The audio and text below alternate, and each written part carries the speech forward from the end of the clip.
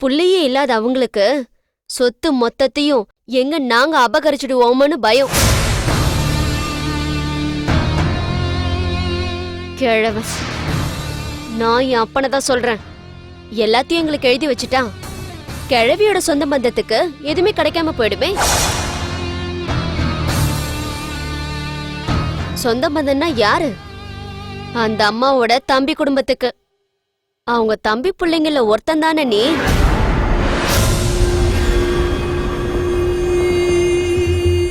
நானே ஆசைப்பட்டு உன் கூட வாழணும்னு வந்தாலும் சொத்தை எழுதி வாங்குற வரைக்கும் அப்படி இப்படின்னு இருந்துட்டு எழுதி வாங்கினதும் என் கதையை முடிச்சிருவல்ல.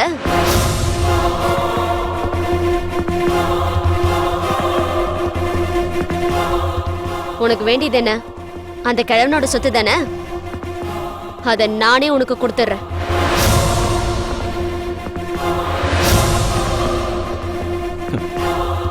என்ன சொல்ற? ஆமா, வாழ்ற வரைக்கும் தான் பொண்டாட்டிக்கு பயந்து எங்களை பக்கத்திலே சேர்க்கல. அந்த ஆள் செத்து போனதுக்கு அப்புறம் அந்த ஆளோட சொத்து யாருக்கு வேணும்? அத நான் உனக்கே எழுதி கொடுத்துட்றேன்.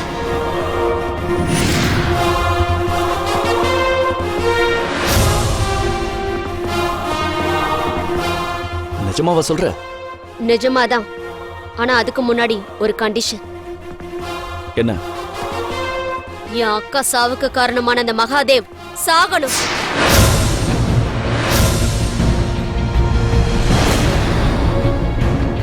தேவ கொல்லணும் தான் அவன் வீட்டுக்குள்ள அந்த கிழவியோட பேத்தியா புகுந்த 2 அட்டெம்ப்ட ட்ரை பண்ண. அது ஃபெயிலியர் ஆயிடுச்சு. ஆனா இப்ப என் முடிவை நான் மாத்திக்கிட்டேன். தேவ் பவித்ராவை கல்யாணம் பண்ணிக்கணும்னு ரொம்ப தீவிரமா இருக்கான். என் அக்காவுக்கு துரோகம் பண்ணி அவளை சாகடிச்சுட்டு வேற ஒருத்தைய கல்யாணம் பண்ணிக்கிட்டு அவன் சந்தோஷமா வாழ்ந்துருவானா? அவன் வாழக்கூடாது. தேவ் பவித்ராவை கல்யாணம் பண்ணிக்க கூடாது. அந்த கல்யாண ஏற்பாட்டை தடுத்து நிறுத்தணும்.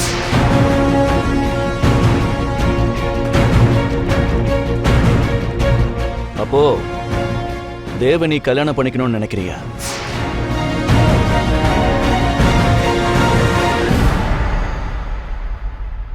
ஆமா.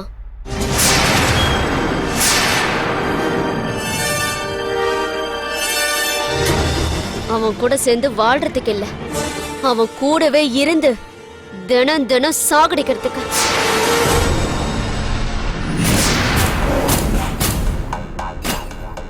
சோ என்னோட இந்த முயற்சிக்கெல்லாம் நீதான் என் கூட துணையா இருக்கணும். இருந்தா என் அப்பனோட சொத்து மொத்தமும் உனக்கு வரும். இல்லனா மாதவே, உனக்கு ஹெல்ப் பண்ணி நீ ஆசைப்பட்டதை அடைஞ்சதுக்கு அப்புறம் கிலோ கணக்குல எனக்கு அல்வா கொடுத்துட்டீனா? தீனா, எனக்கு என் அப்பனோட சொத்து தான் முக்கியம்னா லாயரை கூப்பிட்டு எல்லாத்தையும் எங்களுக்கு சொந்தமாக்கிக்கிட்டு அந்த அல்வாவை இப்பவே உனக்கு கொடுக்க முடியும். ஆனா எனக்கு உதவி தேவைப்படுது. அதுக்கு பலனா என் அப்பாவோட சொத்து மொத்தத்தையும் உனக்கு தர நான் தயாரா இருக்கேன். என் அக்கா சாவுக்கு காரணமானவனை பழி வாங்கணும். அது ஒண்ணுதான் என்னுடைய குறிக்கோள். யாரோட உதவியும் இல்லாம எங்களை எப்படி எல்லாம் எங்க அம்மா கஷ்டப்பட்டு வளர்த்தாங்க தெரியுமா? 2 பொண்ணையும் 2 கண்ணா வளர்த்தாங்க. அதுல ஒரு கண்ணை இழந்தது எவ்வளவு பெரிய கொடுமை தெரியுமா? அதனாலதான் சொல்றேன், எங்களுக்கு அந்த சொத்து முக்கியம் இல்ல, தேவ பழி வாங்கணும். அதுக்கு நீ உதவி பண்ணணும்.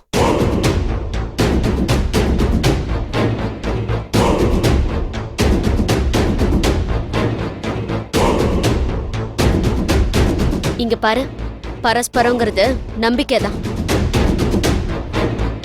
நமக்குள்ள ஒரு ஜென்டில்மேன் அக்ரிமெண்ட் வேணா போட்டுக்கலாம்.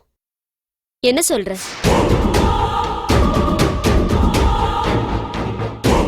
சரி, உன் கண்டிஷனுக்கு நான் ஒத்து வர்றேன். ஆனா நீ என்ன ஏமாத்தணும்னு நினைச்ச, இப்ப நீ சொன்ன அத்தனையும் தேவுக்கு அதுக்கு போயிடும். அப்புறம் உன் நிலைமை தலைகீழா மாறிடும். நீ இது மாதிரி பிளாக்மெயில் பண்ணுவேன்னு யோகிக்க முடியாத அளவுக்கு நான் ஒன்னும் முட்டாள் கிடையாது.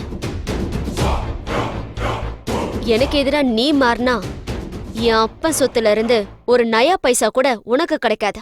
அத மறந்துடாத.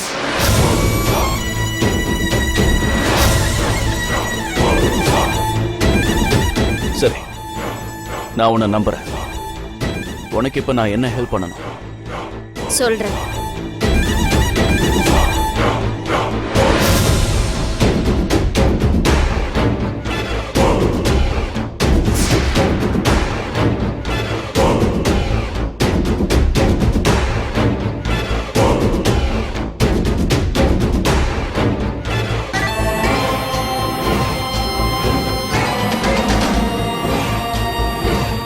இந்த உதவி நீ எனக்கு செய். உனக்கு வேண்டியதை நான் செய்யறேன். மறுபடியும் மீட் பண்ணலாம். நான் கிளம்புறேன்.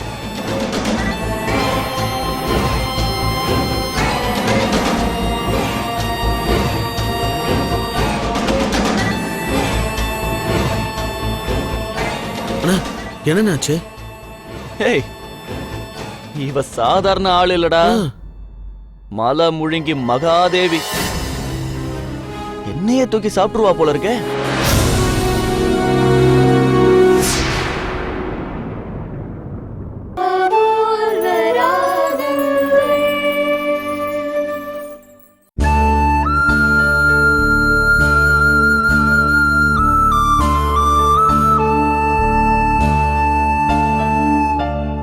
உங்கள் நம்பி அனுப்புனானே ஒரே ஒரு கைதி, அவனை பத்திரமா கோர்ட்டு கூட்டு போய் திருப்பி கூட்டு வர முடியல. ஒரு சப் இன்ஸ்பெக்டர், 2 கான்ஸ்டபிள், கையில கன் இருந்தும் அவனை தப்பிக்க விட்டு வந்திருக்கீங்க. அவனை பிடிக்கிறதுக்கு எவ்வளவு பாடுபட்டிருப்போம், எவ்வளவு போராட்டம், எத்தனை அலைச்சல். ராத்திரி பகலும் தூங்காம நீங்களும் என் கூட சேர்ந்து பாடுபட்டீங்கல்ல. ஆனா சுலபமா எல்லார் கண்ணுலையும் மண்ணை தூவிட்டு அவன் தப்பிச்சிட்டான். கமிஷனர் என்ன நிக்க வச்சு கேள்வி கேட்கிறாரு. உங்க டீம்ல யாராவது அவங்கிட்ட காசு வாங்கிட்டீங்களான்னு. இதுக்கு மேல எனக்கு என்ன வேணும்? எவ்வளவு பெரிய அசிங்கத்தை எனக்கு தேடி தந்திருக்கீங்க. ஆனா என்ன அவர் கேட்ட மாதிரி உங்களை நான் கேட்க மாட்டேன். காரணம், உங்க மேல நான் அளவு கடந்த நம்பிக்கை வச்சிருக்கேன். இங்க பாருங்க, நான் உங்களுக்கு 24 மணி நேரம் டைம் தரேன். அதுக்குள்ள அந்த அக்யூஸ்ட பிடிச்சி கொண்டு வந்து என் முன்னாடி நிறுத்தணும். நிறுத்தியே ஆகணும். போங்க. எப்படி அவனை பிடிக்க போறோன்னு ஒரு பிளானை போட்டு என்கிட்ட சொல்லுங்க. என்ன பண்ணலாங்கிறத நானும் சொல்றேன். ரைட்? Yes sir.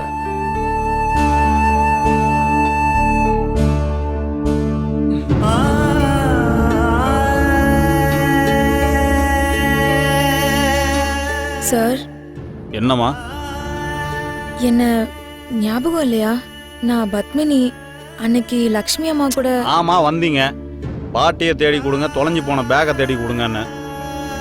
ஏங்க, நீங்க சொன்னதுல ஏதாவது ஒரு தெளிவு இருந்ததா? உங்க பாட்டி பேர் மட்டும் சொன்னீங்க. அவங்க போட்டோ கிடையாது, அட்ரஸ் கிடையாது. ஆள் எப்படி இருப்பாங்கன்னு கூட சொல்ல தெரியல. தொலைஞ்சு போன பேக் யார் எடுத்திருப்பாங்கன்னு கேட்டா 500 பேர்ல யார் எடுத்திருப்பாங்கன்னு தெரியலன்னு ஒரு பதில் வேற. நான் அந்த 500 பேரையும் தேடி விசாரிச்சு பேக் எங்க இருக்குன்னு கண்டுபிடிச்சு சொல்லணுமா?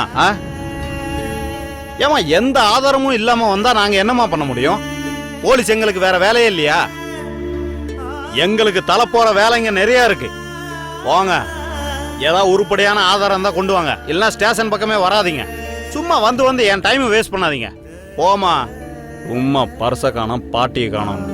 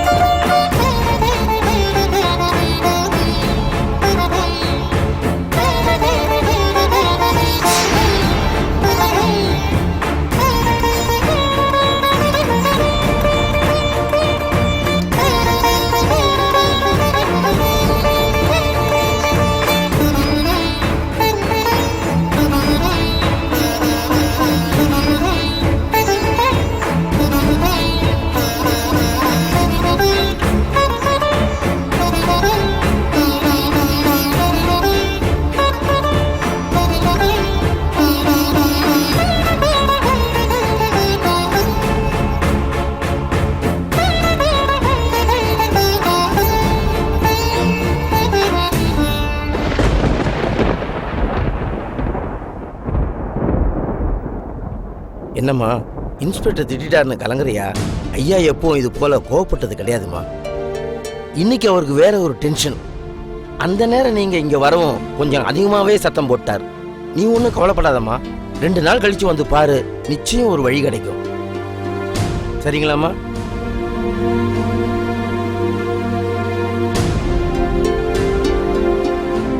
நான் வரேன் சார்.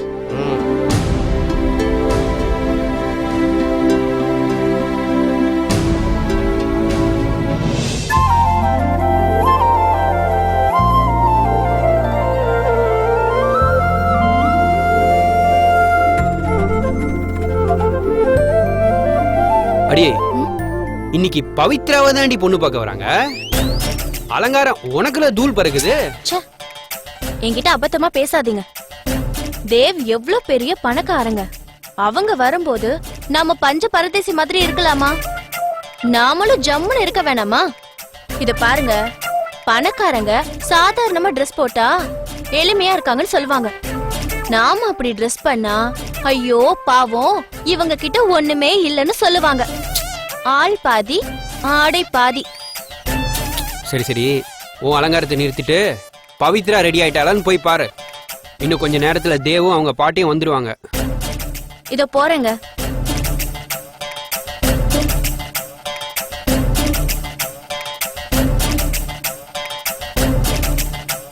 பவி, அண்ணி, இன்னும் நீ ரெடி ஆகலையா? நான் ரெடி ஆயிட்டேன். நீ என்ன ரெடி ஆயிட்டியா? இந்த புடவையிலையா? ஏன் இந்த புடவைக்கு என்ன? பட்டு புடவையாவது கட்டிருக்கலாம்ல. என்ன நீ இப்படி இருக்க? என்கிட்ட 4-5 புடவை சும்மா பீரோல இருக்கு. அதுல இருந்து ஒன்னு எடுத்து தருவா? நீங்க கொடுத்தாலும் நான் கட்டிக்க போறது இல்ல அண்ணி. அட போ பவி, உனக்கும் சேர்த்து நான் தான் ஆசைப்படணும் போல இருக்கு.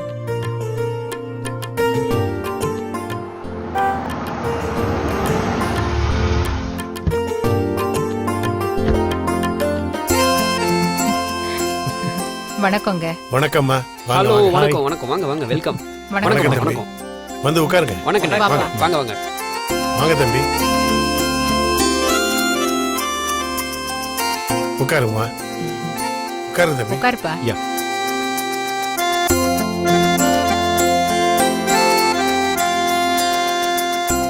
எல்லாரும் வந்துட்டாங்க, நான் போய் பாத்துட்டு வரேன்.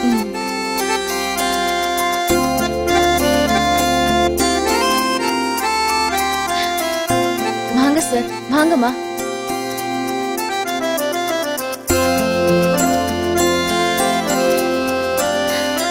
நான் தண்ணி கொண்டு வரேன். சரிம்மா.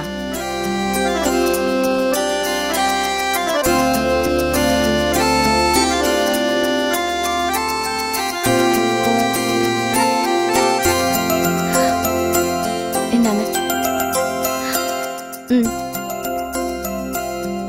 எடுத்துக்கோங்க. எடுத்துக்கிறேம்மா, எடுத்துக்கிறேன். குடிங்க மாமா, எடுத்துக்கங்க.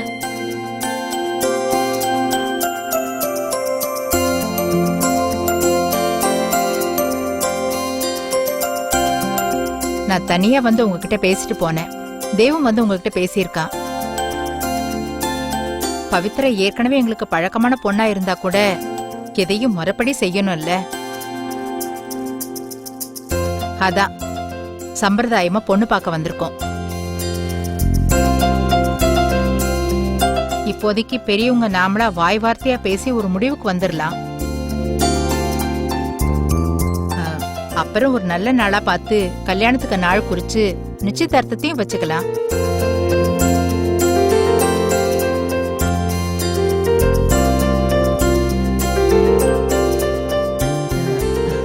நீங்க என்ன சொல்றீங்க? அம்மா, எனக்கு எல்லாம் சம்மதம்மா. நீங்க என்ன செய்யணுமோ அதை செய்யுங்க.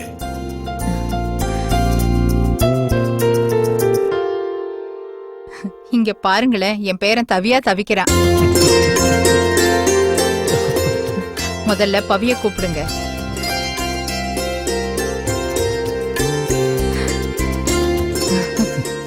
என் பேரன் கூட வெக்கப்படுறான் பாருங்க. பாட்டி சும்மா இரு பாட்டி. நான் பவிய கூட்டிட்டு வரேன். சரிம்மா.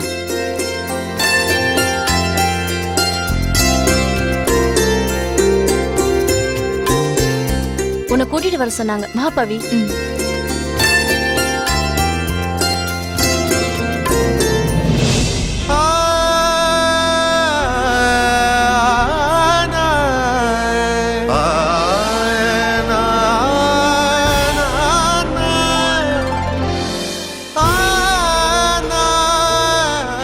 வாங்க, வணக்கம்.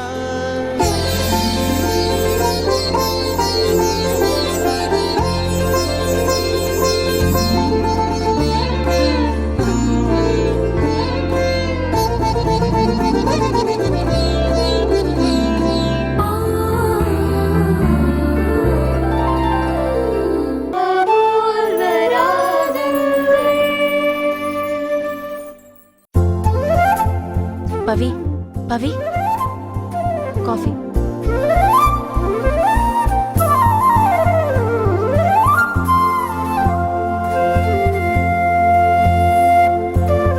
தேங்க்ஸ்மா. எடுத்துக்கோங்க. குடுமா குடு குடு. அண்ணா,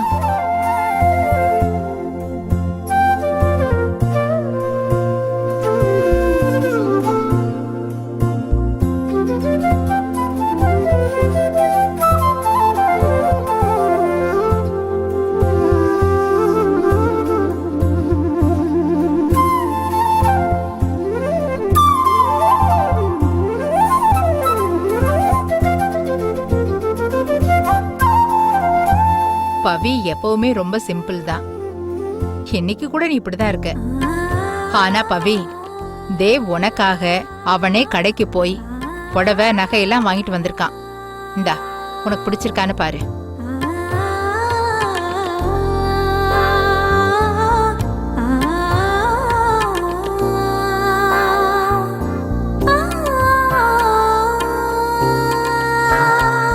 எப்படி இருக்கு? நல்லா இருக்கு. என்ன நீ சிம்பிளா இப்படி பார்க்காமலே நல்லா இருக்குன்னு சொல்ற? நல்லா பார்த்து சொல்லு. புடவை எப்படி இருக்கு, நகை எப்படி இருக்குன்னு பார்த்து சொல்லுமா. எங்க பவி எப்பவுமே இப்படிதான், எல்லாத்துக்கும் கூச்சப்படுவா. இங்க குடு பவி.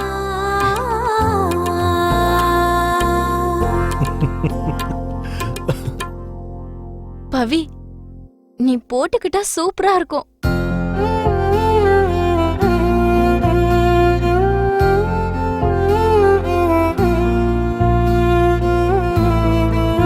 சுபா, நிச்சயத்துக்கும் கல்யாணத்துக்கும் இதே மாதிரி புடவையும் நகையும் உனக்கும் உன் பொண்ணுக்கும் வாங்கி தரோம்.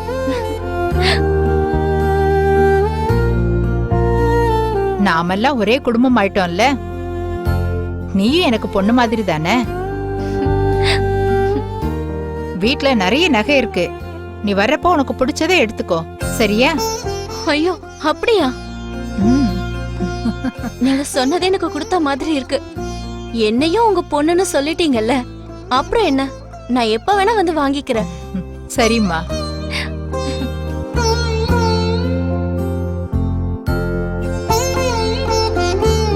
டிஃபன்லாம் ரெடியா இருக்கு, வாங்க சாப்பிட போலாமே. இப்பதானே காஃபி சாப்பிட்டோம், இன்னும் கொஞ்ச நேரம் ஆகட்டும். சரி. நான் பவித்ரா கிட்ட கொஞ்சம் தனியா பேசணும்.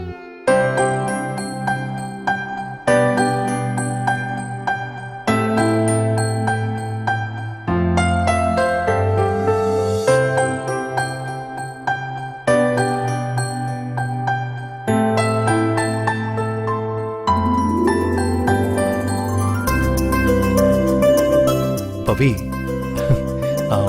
நடந்த எல்லாமே ஒரு கனவு போல இருக்கு. நீ எனக்கு கிடைப்பியா மாட்டியான்னு ஒரு சந்தேகம் எனக்குள்ள இருந்துகிட்டே இருந்தது. இன்னைக்குதான் மேகம் எல்லாம் விலகி வானம் எப்படி தெளிவா தெரியுமோ அது போல நானும் தெளிவாயிட்டேன். இந்த மொமெண்ட வார்த்தையில எப்படி சொல்றதுன்னு தான் தெரியல. ஆக மொத்தத்துல இன்னைக்கு நான் ரொம்ப சந்தோஷமா இருக்கேன்.